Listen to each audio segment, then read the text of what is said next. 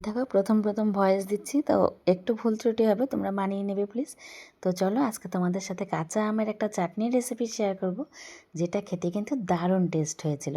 আর খাবারের শেষ পাতে এরকম একটা কাঁচা আমের চাটনি থাকলে খাবারটা কিন্তু দারুণ জমে যায়। তো চলো রেসিপিটা শেয়ার করি তোমাদের সাথে। প্রথমে কড়াতে সর্ষের তেল গরম করে দুটো শুকনো লঙ্কা, একটা তেজপাতা আর একটু কালো সর্ষে ফোড়নে দিয়েছি। আর এখন কেটে ধুয়ে রাখা কাঁচা আমটাকে দিয়ে একটু নেড়ে চেড়ে নিচ্ছি। আর এখন অল্প পরিমাণে নুন আর হলুদ গুঁড়ো দিয়ে একটু নেড়ে নেব। তো মিনিটখানেক মতো হালকাভাবে একটু ভেজে নিচ্ছি আমটাকে। আর এখন চাটনির জন্য পরিমাণ মতো জল দিয়ে দিচ্ছি।